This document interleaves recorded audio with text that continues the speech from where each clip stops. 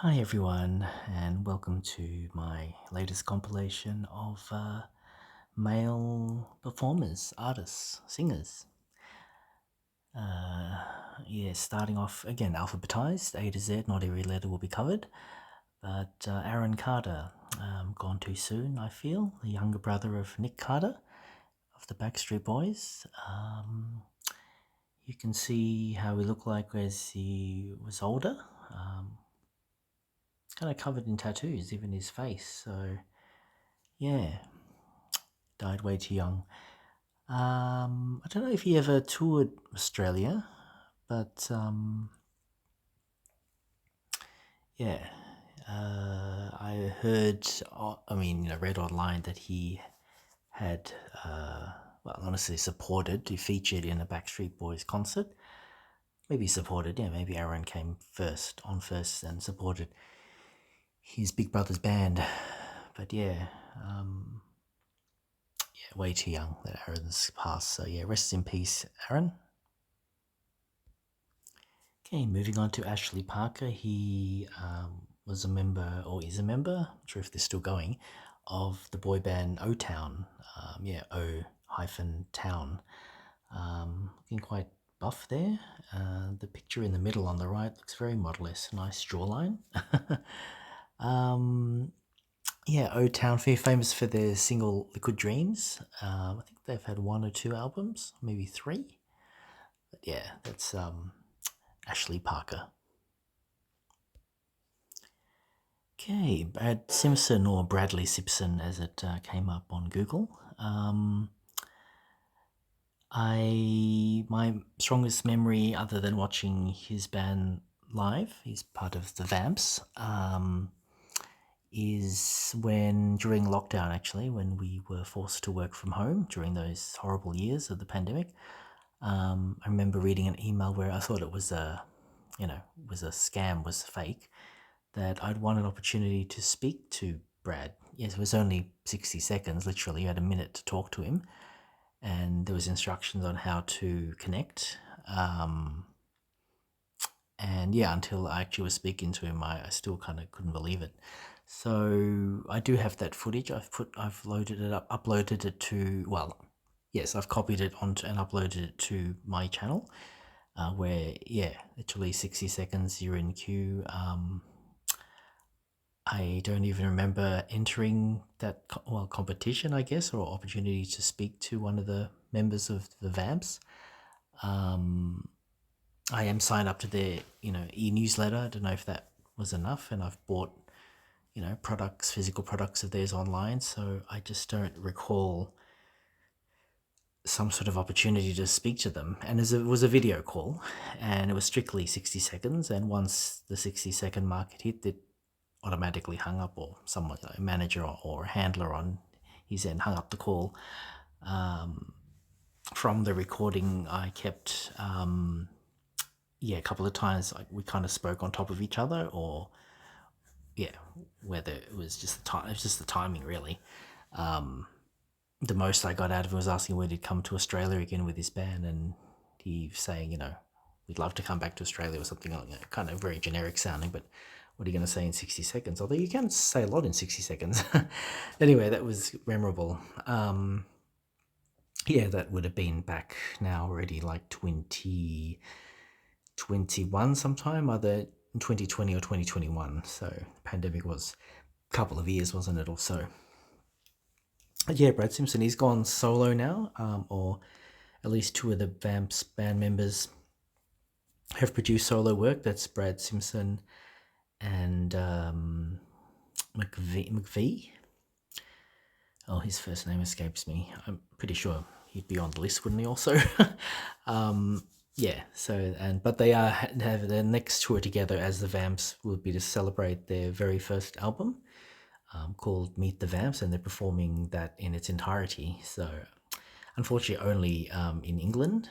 They're not, taking that celebratory tour around the world. But hopefully, when the Vamps produce their next album, they'll tour that in Australia as well. Fingers crossed. So Ben Adams, I think it was. I don't think they're Are they still together? The boy band A1, literally the letter A and the digit one, A1.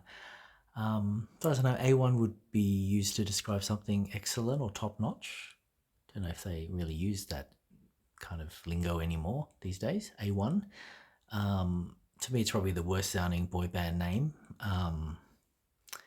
If you weren't a fan and you saw a flag or some merchandise that just had A1 on it, I don't think it would trigger, you know, necessarily. They've done well in their career, but I wouldn't say they're a household name. As opposed to if you put BSB, you'd know that's Backstreet Boys, or if it had NKOTB, that's New Kids on the Block. But A1 didn't stand for anything. It wasn't like A, you know, I don't know, what would A stand for? Something like audacious one or something. It just literally was the letter and number A1. Anyway, Ben to me is probably the most handsome of the four guys, just obviously personal taste. And he did tend to have a lot of the lead vocals or the, headline vocals, is that what you call them? As opposed to just being, backing vocals as some of his other band members might be. It's akin to like Take That. It would be Gary Barlow would have more of the lead vocals in Take That's History versus the other guys in the band. So yeah, that's Ben Adams. He has. I remember I do have physical CD singles of his solo work. Whether he ever had a solo album, I'm not sure, but he had at least one or two CD singles as a solo artist away from A1. Yeah, but I'm not sure if Ben is continuing to perform or if the band A1 is still together. But yeah, A1 they're a British band. Well, they were a British band. Brian Harvey is of the band E17, or these days they're known as E17. The original lineup is no longer there. And boy, the middle photos he has aged. Where he's got the cap backwards and the beard, he looks ragged. I mean, he still looks well, but wow, time has surely passed for him. I mean, and many singers too. These are bands back in the 80s or the 90s.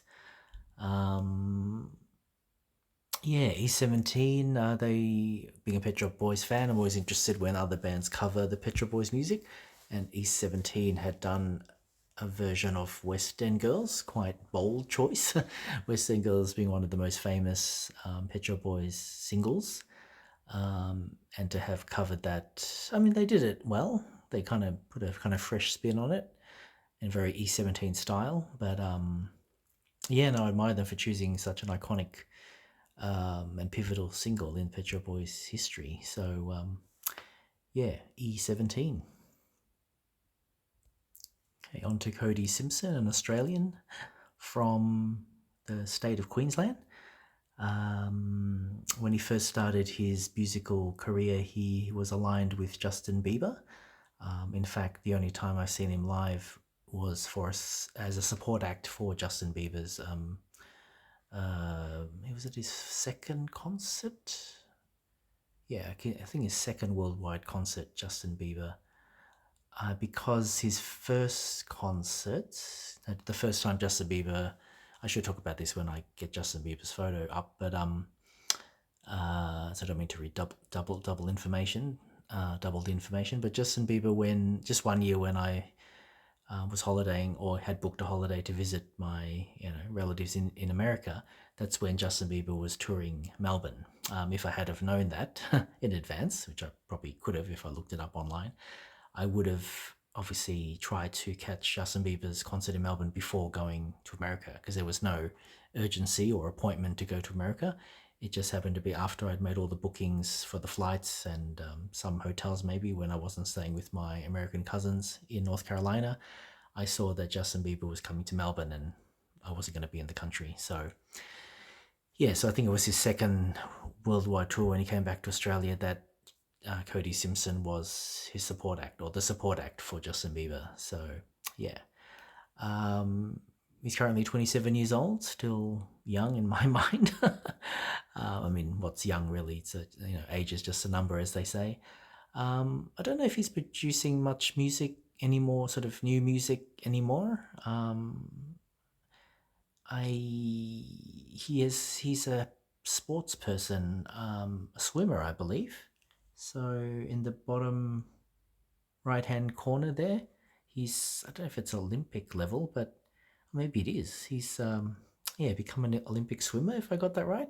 Anyway, he's obviously got bread and butter in other ways other than music, so I'd be happy if he produces new music. I would follow him, and if he ever decided to tour again musically, yes, I'd be happy to see him. I would think because he's from Brisbane that he would make Australia a priority in terms of his tour dates one day if he decides to, even his archive material. I'd be happy to see him on his own because, as I said, I've only seen him as in a support act capacity. So yeah, Cody Simpson. Okay, Connor Ball, the bass player from the Vamps. Well, the photo on the top right is almost unrecognizable as Connor. Maybe the angle of the lens as well, and the hair color. The rest of the images, yes, definitely unmistakable Connor Ball. um, he is it Connor? I heard at times Connor has suffered from depression, or not stage performance anxiety necessarily, but or maybe I'm thinking of another band member. Why they came to light is, sometimes I can think incorrectly that once you become a famous singer or entertainer, it's all, grass is always greener on the other side. But no, they're human beings, also fellow human beings, and they can go through emotional trauma or stress or mental health issues. And I think Connor has had such issues. He's obviously worked through them because he's still continuing to be with the Vamps. I think he also has had side projects as well. As I said, the Vamps is currently members of the band are doing their own thing, but they've assured fans they haven't broken up, and that's true. Like I said with Brad Simpson when I had his images up, their next tour as the Vamps together will be to celebrate their anniversary release of their very first album called Meet the Vamps, and they'll play that in its entirety. But like I said, that tour is only limited to England or British dates as opposed to anywhere else around the world. So yeah, Connor Ball. Conrad Saul, I think it's pronounced. I've heard his name announced in the recent Melbourne tour of Big Time Rush when they've spoken highly of their colleague, fellow peer. I'm pretty sure I heard it as Connor Saul, as opposed to Sewell or Seville. Um, yes, it's a happy discovery through Big Time Rush when I read Conrad's name as a support act for Big Time Rush. Again, that didn't mean much to me at all, respectfully, to Conrad. I hadn't heard of him, but yeah, as I've done so on my channel, I've uploaded the image of his first album called Life, and I made the remark that the title of that little short or that video, I titled it as "Don't Judge a Book by Its Cover," which I did. The image of Conrad on that album looks, what's the word, maybe antisocial or too serious, or I mean, I know it's just a pose. He might have just done it just for that sake, not really meaning it to mean anything in terms of emotional, kind of emotionally how he was feeling at the time with that image. But it looked aggressive in some ways too, kind of despondent. So I didn't bother investigating, anyone else. So I could have at the time just looked up his name, looked up the album online and seen what it was like. But 5 years later, after its release, I've bought the physical album, Life, which I think most tracks come from that album when he performed as a support act capacity for Big Time Rush. He had 2 extended plays, EPs before Life, and he's had 1 more album since Life called Precious. But I don't think he performed any tracks from Precious, because Precious has a kind of a swing beat kind of 50s feel to it, that sort of era, where the tracks he performed sound modern, or, not in a 50s era, not in a past decades kind of era, but I could be wrong. But yeah, he only performed about 8 tracks during his set list time, which is just half an hour, and he did a great cover of Michael Jackson's song Man in the Mirror. That was quite a surprise. I did catch Big Time Rush twice in their back-to-back performances in Melbourne. But because I was late entry into the venue of Northcote Theatre, the first performance of Big Time Rush, I missed half the set of Conrad by the time I got in. As in, I waited till the snaking queue around the building dwindled down, and I joined the end of the queue. But by the time I got in and positioned, to see the performance, already half his set list had already been performed. So I hadn't known that he had performed Man in the Mirror. So when I saw him at Festival Hall, which was much more efficient, a much larger venue than Northcote Theatre, they had many more entry doors open with people with different tickets instructing you to go to different doors, obviously depending on where you were, what ticket you chose, whether it was general admission standing or seated areas. You were directed to the appropriate door that was near to where your especially to where your seat was. General admission, you could just go anywhere on the floor. And yeah, I was instructed to go to a particular door. And when I got in, and according to the information online, the show would begin at 7, which I thought was way too early. It was exactly an hour before the timings of Northcote Theatre. So Northcote Theatre, Conrad came on at 8, but at Festival Hall he did come on at 7. So he performed from 7 to 7:30 p.m. and I managed to catch all his 8 songs. So that was great. And yeah, one of the songs was Man in the Mirror by Michael Jackson, which was a surprise for me, or to me. Yeah, so it's great to catch his whole set list, and it's uploaded to YouTube as both performance nights for Big Time Rush as well. Yeah, so happy to have discovered. He's Australian too, by the way, Conrad's work, and I look forward to hear more of his albums or output in future. And I'd be more than happy to see a tour if he did it on his own, as in versus being a support act capacity. Rest in peace, Chris Trousdale, how you pronounce it? Trousdale. He was in the band Dream Street, a very short-lived band. As you know, in any industry, in the entertainment industry, fame can be fickle. The Dream Street is the 5 lads there, as you can see in the top right. Oh, sorry, their heads are cut off there, aren't they? The image towards the bottom left-hand corner of the 5 boys there, different coloured tops. Dream Street, they were called, so the word dream and street, like road, but street. They only had one album and then they broke up. I think mostly more due to with management of their band as opposed to the band members themselves. They would have been happy to continue on. And yeah, Chris was part of that heyday of Dream Street. He's on this list that you're hearing, if you're still with me. Jesse McCartney is one of his fellow band members. And yes, Chris passed away 4 years ago. So yeah, rest in peace, Chris. They were quite a capable boy band, lots of potential. I know the first album, like many initial or first albums of anyone, you think, oh, it's a bit kind of so-so. I would, we'll never know, but if they manage to get to a second or third album, I reckon their sound and, anyway, they had potential to be a long-standing band for many years, but alas, they only had one album, I think self-titled, Dream Street by Dream Street, and then they broke up. So yeah, again, rest in peace, Chris. Okay, on to Daniel Johns. Australian fans in particular, he being an Australian, who follow Silverchair. Yeah, Silverchair was the band that he started his music career in. I believe they won some sort of music kind of like deal or opportunity to make an EP, an extended play or something like that through Triple J. Triple J is one of Australia's FM radio stations, and they ran a competition for new Australian talent to, enter the competition and produce a song, something like that, or submit a song. And yeah, Daniel Johns and the band he was in, I guess he was his band, he was the lead singer, three-piece band. It's called Silverchair.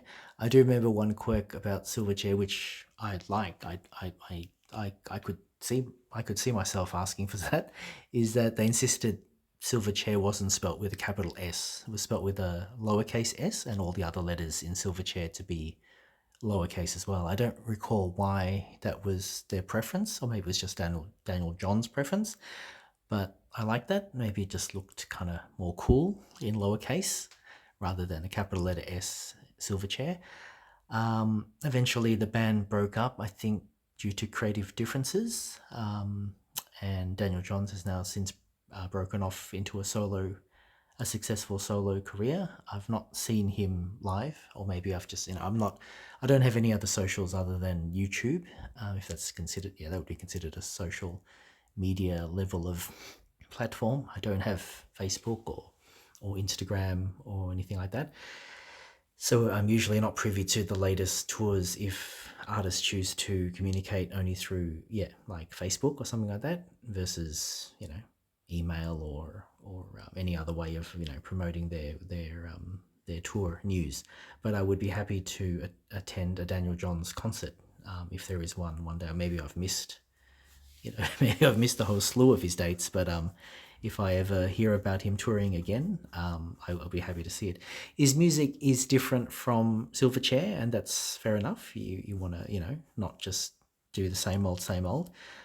It sounds quite alternative if I had to place it in that category. He also did collaborate with, what is the name? He did, maybe I'll add it in the comments later when I forget certain information on the top of my head. He did, after he left Silverchair, before he branched out on his own, he did collaborate with another musician or producer in the music industry, and they formed, I think it's called the Disassociatives, something like that. Disassociatives, if I've got that right. So he did start to, sort of network, you could say, or collaborate and kind of explore other sounds and ways of making music before he eventually settled on a solo career. So that's a good thing, because you want to, expose yourself. I would imagine if I'm an emerging artist, which he was already, quite successful with Silverchair, that you'd want to continue that potential and collaborate and explore and learn more about different ways of making music and exploring different styles of music. So he was married to Natalie Imbruglia, another, she's Australian, she's Australian as well, and has a solo career. She was never in a band, as far as I know.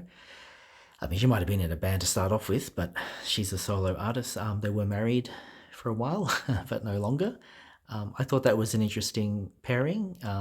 If there was going back in time, if there was like a multiple choice trivia, sheet or online survey, and the question was who are the following couples, and if it mentioned Daniel Johns and Natalie Imbruglia, I wouldn't have chosen them. I am just judging them stereotypically on face value. Natalie Imbruglia being a pop singer, like the music is very much pop, and she doesn't do anything else. Like she hasn't, delved anything into like electronic or heavier music or country and western style music. It's pure pop. And Daniel Johns, coming from Silverchair, they're kind of a harder, edgier kind of like rock band to an alternative sounding style. Now, I suppose maybe that's what got them together in the first place, because opposites attract. But I wouldn't have imagined them maybe dating, but not as a married couple. So yeah, that came as a surprise, well, to me, in terms of music industry news at the time. But yeah, they're no longer together. Yeah, so that's Daniel Johns. That's quite a long explanation, but yeah, I'd be happy. Yeah, I'll keep a lookout. If there's any upcoming tours or performances by Daniel Johns, I'd be happy to see him live. So Gareth Gates is a British entrant into the many TV talent shows. This one was called Pop Idol, I guess maybe UK Pop Idol, I think something like that. And he came first, actually, in the round of competitions that he was in. And in second place was Will Young. I will touch on Will Young. He's on this compilation. In this compilation, Will Young also entered into Pop Idol. Ironically, Will Young has done, yeah, better than, well, say better. He's had a longer music career and many more albums released than Gareth Gates. I think Gareth Gates only had 3 albums to date and maybe greatest hits, but he hasn't produced any further new music as far as I know since those first 3 albums. Yeah, so Will Young's career is much more, long term. Um, and some would say, those obviously fans, more fans of Will Young, is that Will Young's, production and voice and stage presence is better, not even better, just more successful than Gareth's.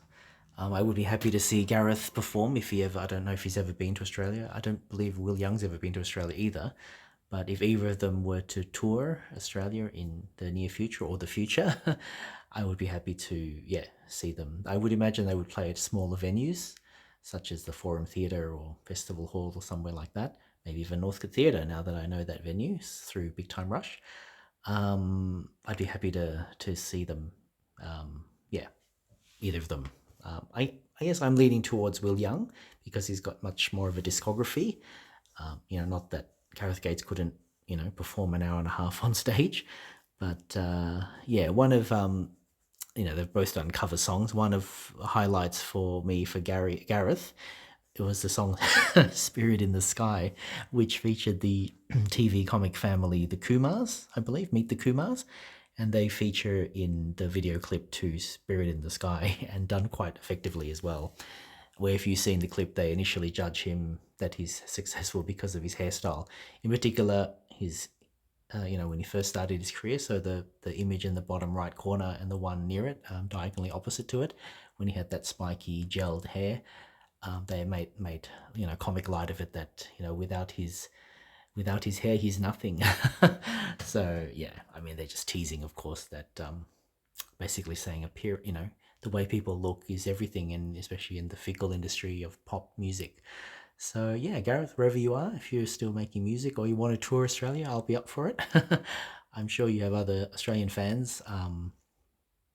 Yeah, who knows? We'll just keep an eye out. We know it's not the same as it was. Is that a reflection on One Direction?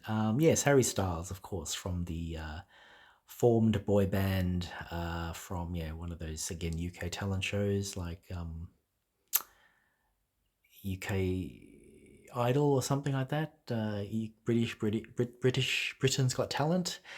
Anyway, Simon Cowell was the manager of One Direction and was one of the judges, and also he was the one that put them together. 5 individual acts, 5 guys, and saw that they didn't do all so well individually, but decided to put them together in a band, 5 of them together, and One Direction was born. So yes, Harry Styles arguably is the most successful of the 5 lads, and that's proven through reports of his gross earnings in the music industry and the film industry. Probably for me the biggest surprise is when he had a small part in a Marvel Universe film. Was in the Eternals. I think, was it the Eternals? I think, yeah.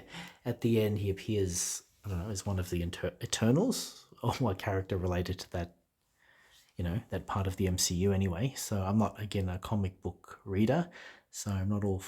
I mean, I'm familiar with Marvel characters, such as Iron Man and so forth, but if you ask me what was the significance of his character portrayal, I can't even remember what he portrayed. But he did appear in those post-credit scenes of the Eternals, and yeah, he's also been in other films like Dunkirk, which war films isn't really a genre I kind of, it's not a go-to genre for me in terms of films. So I mean, we always must learn from war and hopefully never repeat such events. As one of the songs goes, for every iconic song, war, what is it good for? Absolutely nothing. So yeah, he was in Dunkirk as well. He's had a stellar career since leaving One Direction. Well, as they say, hiatus, but I'm not holding my breath if One Direction ever reunites. But I have seen them as One Direction, and I have seen Harry perform solo as well, and I will continue to enjoy his performances. He hasn't had a new album in quite a number of years now. His latest album, his third album, was Harry's House. Harry's House, I'm pretty sure. Harry's Home, Harry's House. So yeah, he definitely is due for another album. Maybe I should look it up online after this if he's any new material brewing. That's Harry Styles. So coming to another Australian performer called Jai Waitford or Watford Waitford. His claim to fame was through the TV show X Factor, as that trend was at the time. Other than on YouTube or online potential success now that like Justin Bieber was discovered on YouTube. Jai is another performer that came the source is he came from a talent show like One Direction did or had. Um, I actually had two opportunities to see him live. The first one, I think it just clashed with my work schedule, or I just didn't feel like after a long day at work to go to it, even though the concert would have been amazing. I would imagine. I think I just couldn't be asked that time to. I was just tired after work and seeing when he was gonna have his first tour in Melbourne. It just I didn't really want to attend. The second tour he had, again, they were both at pubs, just small pubs around Melbourne, not any massive arena shows or not even venues such as the Forum Theatre or the Festival Hall. They were just in a pub, in inner city pubs. I had a ticket for him to see him the second time, but I think mental health issues creeping in. I just didn't feel like going out. I mean, I didn't think I was, felt not worthy to go out or enjoy myself, but I just couldn't really be bothered. And because he's not, I mean, respectfully, he's not at the level of the Pet Shop Boys or Kylie Minogue, kind of like my most favorite bands or singers. Despite me never having seen him live, you think that would have been curiosity enough just to go and check out how he performs on stage. I think I just made up excuses. Like it was in a pub on the corner of, I think it's Gertrude Street and Smith Street in Fitzroy. And those that know inner Melbourne, parking can be a bit of a nightmare, and I would have driven there. I did sort of, try to work out spots where I could park, maybe in thinking of parking at Woolworths, Smith Street, and then walking from there, or, trying to find some off street parking. Anyway, I just kept making up excuses saying, like, oh, parking would be horrendous. I'm not, like a super fan of his. And I just let the ticket go. I mean, not to say that I made of money, but the ticket wasn't all that expensive. I mean, relatively compared to say, if you put a ticket to say, I don't know, a much more established act, you might be paying $150. But I think his ticket was only, like around maybe $60 or $70 at the most. But yeah, I let that ticket go. So, and there's no refunds for changing your mind. So, and since then he hasn't released any new material or performed any further shows, as far as I know. I'm not saying he's retired necessarily or quit the music industry, but there's a little bit of a regret because I had a ticket to see him, and there was really nothing, well, except for me stopping myself. There was no other reason not to go. It wasn't the pandemic time. I could have driven there. I think I even took a day off, like took it as annual leave, as I usually do, so I'm not feeling tired after work because I'm not working that day, or make myself unavailable to work that day. So everything was set up to see him, but I just let it go. So one day, Jai, if you decide to give Melbourne another go and your tour dates, I'd be happy to. I won't promise, but I'd be willing to finally see you live. I do have some of his physical material. The generation that he is it Gen Y or Gen Z? At least Gen Y, I'd say. Of course, a lot of his material is available on Spotify and Apple Music and so forth, but I'm still old school. I still enjoy buying physical material. So as long as he's producing physical material like on CD, I'd be happy to continue buying that. So yeah, Jai, if you're watching, please tour Melbourne again, and I'll do my best to attend it this time. Third time's the charm. Okay, I will intentionally make this a two-part upload.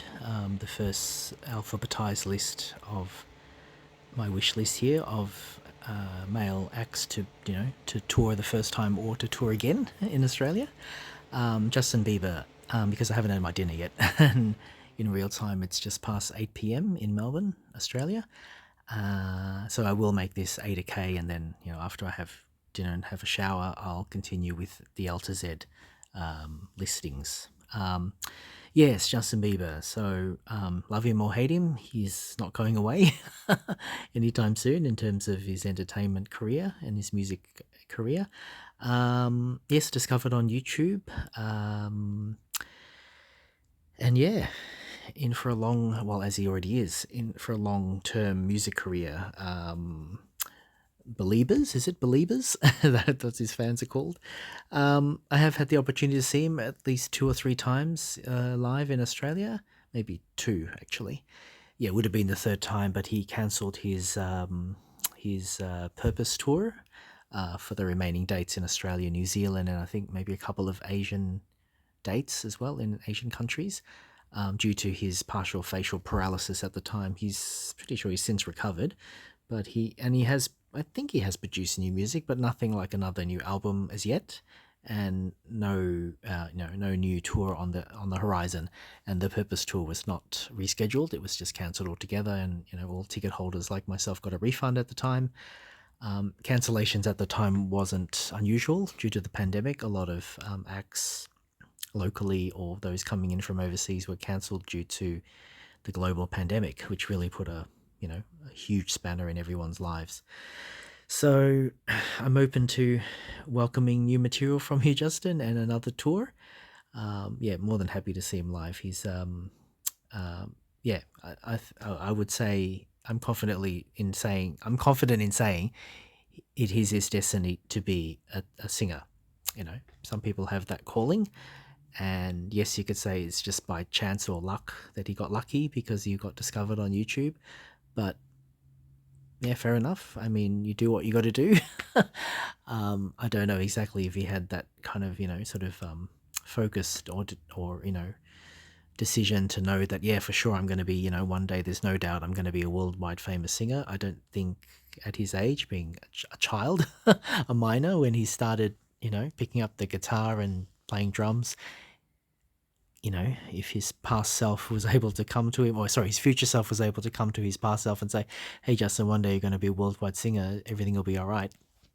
Yeah, he's, yes, I think luck played a hand in it, but also if he had no ability to sing or dance or perform, um, he'd be dropped from record labels. But yeah, he's definitely in the prime of his career, and a long one to come, I'm sure. So yeah, Justin, please come back to Australia, and we're looking forward to your next world tour, whenever that might be. Okay, Jeremy Jordan. The image is of the top left corner. I'm not sure if the other images is that him, or he's dyed his hair black. Um, yeah, I'm not 100% sure. It doesn't look like him. Like the image on the right doesn't look like Jeremy Jordan from the left. Anyway, the person I'm talking about is Jeremy Jordan, the image on the top left of this Google search on images. He only had one album. He's from America. I don't know why he just had one album. Obviously not due, maybe due to poor record sales. I would imagine that would be one reason why. Or maybe he found the industry not to his liking. I'm not sure, but yeah, one of his biggest singles is "The Right Kind of Love," and he had that, yeah, stereotypical poster boy look, like kind of blondish brown hair, young Caucasian male. Yeah, he had the presence, he had the looks, he had the ability to sing and dance. I don't think he plays any instruments, as far as I know, but yeah, that was Jeremy Jordan. The image on the top left. I don't know about the others, whether that's. I'm not sure if that's him. It actually, the one in the tuxedo at the below that image on the top left looks like Seth MacFarlane. It's not, but I don't think those other images are Jeremy Jordan. Anyway, saying again, the image I'm talking about is the image on the top left. So yeah, Jeremy Jordan, wherever you are, maybe do a anniversary tour. I know you'd be thinking he's only touring on one album, but yeah, it's possible. Maybe as a support act. Anyway, that's Jeremy Jordan. I think around in the 90s this was, or maybe early noughties, probably the 90s, I'd say. Yeah, the one album. It's either self-titled or called The Right Kind of Love. Yeah. Joey McIntyre from New Kids on the Block fame. The youngest member of the five lads. That's how he looked, New Kids on the Block, in the kind of towards the bottom left-hand corner when he started in that band. And yeah, images of him as he's grown older. The one on the top left, is that his family? I'm assuming that's his family and his three children. Wow. Yeah, I'm pretty sure.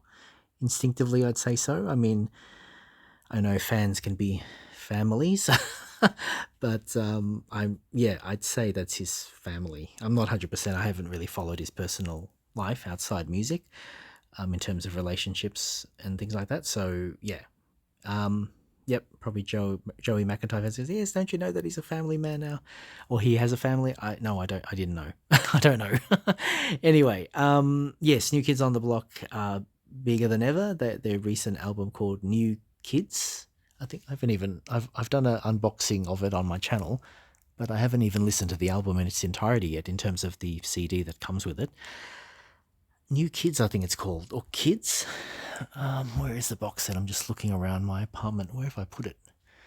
Oh, here it is. Yeah, I think it's called Kids. Anyway, yes, they're back. They haven't had as many albums as the Backstreet Boys, and I pair them together because they had that one-off collaboration where they called with Backstreet Boys and they called themselves NKOTBSB. And I have seen them as NKOTBSB. They did tour Melbourne. That's really the only time I've seen New Kids on the Block. From memory, they shared the set, so either Backstreet Boys performed first or New Kids on the Block or vice versa, and then they did the one song or a couple of songs they did together as the supergroup, NKOTBSB. So yes, I'd be happy if New Kids on the Block included Australia to promote their latest album. I think that might have already been passed now in terms of the wave of promotion for that album has probably been done. So there's no signs of them coming to Australia again so far. So we might have to wait for the next album. But yes, they're older, maybe wiser. They did receive quite a bit of flack, I remember, as the tall poppy syndrome. It's a worldwide thing, unfortunately, where media and haters would like to cut down their success. They weren't formed from any TV show or talent show, as far as I know. But I think they were. It was like an audition thing where they were formed by Maurice Starr, who was the manager at the time, a little bit like Simon Cowell, where he, scouted out for five guys to form a new band, New Kids on the Block, and he produced a lot of their music and wrote their lyrics at the time of their maybe first, second, and even third albums or so, before they, gained more control of their musical output and direction and so forth. They did have a fight or flight response, if I can call it that, where their album called Face the Music became was very much a departure from what fans expected of their sound, that pop, kind of candy pop sound. Face the Music was very much heavier in sound and rap and, bass line and things like that, and kind of content as well, kind of more sexual content or sexualizing women. I mean, not in a harsh way, but kind of, idolizing women, and the songs were more about, kind of hooking up and things like that. Yeah, I don't know, maybe they thought that wasn't the right way to go looking back, because the music now is sort of back to that pop sound, not exactly like the way they sounded. I mean, again, you don't want to repeat yourself, but definitely they've embraced their pop roots, and they don't make music that sounds like the Face the Music album anymore, as far as I know. There might still be a bit of rap. They can do a bit of rap, you know, in the middle of a song in the key change, but yeah, making sort of like sort of gangster rap, R&B sort of sound is no more in terms of their repertoire. Yeah, so Joey McIntyre, he had also produced solo music when they're on break from New Kids on the Block, just like the Vamps are doing now. Um, I think they've all had solo work except for uh, two members. So Jordan Knight, Joey McIntyre, or maybe just those two. They're the two that have, you know, produced solo work, but the rest, you know, their bread and butter is with New Kids on the Block. Yeah, so it's Joey McIntyre. Okay, nearly there. If you're still hanging on and watching, I appreciate it. It's gone over just over 45 minutes now. Just three more acts to go, and then I'll break for dinner and shower, and then I'll come back and finish off the L to Z listing, and then I'll upload it to my channel. Jesse McCartney, yes, as I've touched upon in this half of the alphabetized list, he came from the band, the one-off album band Dream Street, and yeah, he's made a solid music career out of that. There was one of his albums, I think either the third or the fourth album, that never got released for whatever reason. Probably not as complicated as the media made out, but it was obviously scheduled to be released, and it does exist out there, but it's just not available publicly. Um, I'm I'm assuming you can hear it online, like if you looked up YouTube or Spotify, but the physical release was halted. It would never.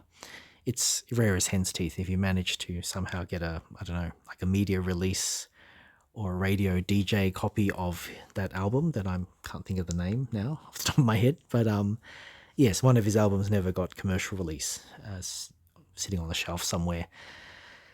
I guess due to contractual issues or with the record company at the time, so forth. So yeah, but ever since then he has produced music, albums.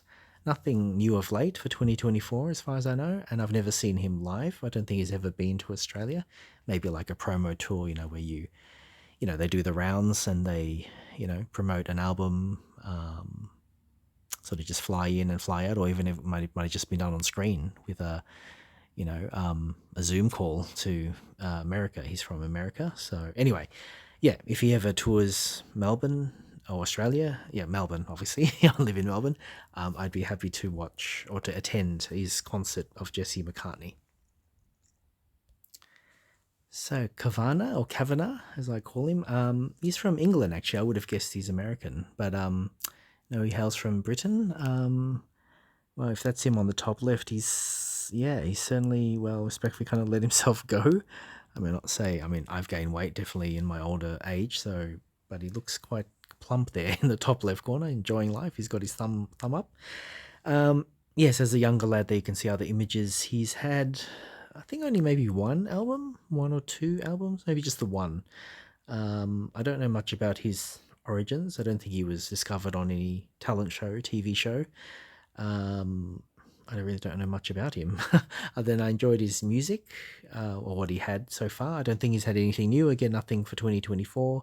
He's never toured Australia, as far as I know. But yeah, if Kavana, if you're still out there and you're still in the music industry, I'd be open to seeing you live if you ever came to Australia or produce new music. Okay, and last but not least, in my listing of A to Z in terms of going from A to K and taking a break from this recording, this upload, the kid LaRue, I'm not sure how you pronounce it. The great thing is that he has indigenous roots, like he has indigenous blood, I guess you would say, or heritage. So that's amazing. So unfortunately, the indigenous population of Australia has had a pretty much a dark history at times, and there's been a lot done to, not to sound political at all. I'm not trying to stand on my soapbox, but the Australian government has tried many times to rectify those wrongdoings of the indigenous population.